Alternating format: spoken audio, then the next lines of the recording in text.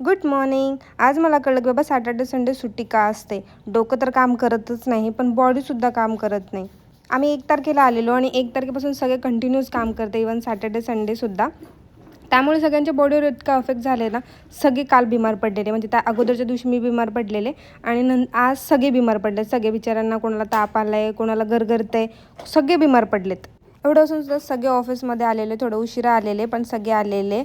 आणि जो हॉस्पिटलमध्ये ॲडमिट होता तो बाबा तर हॉस्पिटलमध्ये काम करत होता. म्हणजे त्याचं थोडं रिझन वेगळं होतं, त्याला घरी लवकर जायचं होतं, पण तरी तो हॉस्पिटलमधून राहून काम करत होता. सगळ्यांचं असं सुरू आहे की आता कधी घरी जाणार आहे, कारण की सगळे असे बोटांवर दिवस मोजत आहेत की ओके आता 4 दिवस राहिलेत, आता 3 दिवस राहिलेत. आता असं होतं आहे ना की हा प्रोजेक्ट नीट जावा, कारण की सगळ्यांनी एवढी मेहनत केली आहे ना याच्यामागे. कारण की सगळ्यांनी 12 ते 13 तासपेक्षा जास्तच काम केलं आहे. इवन सॅटर्डे संडेसुद्धा सगळे काम करत होते. त्यामुळे असं होतं की बाबा आता सगळं नीट व्हावं, नीट जावा हा प्रोजेक्ट. बस एवढंच पाहिजे, बाकी काही नाही.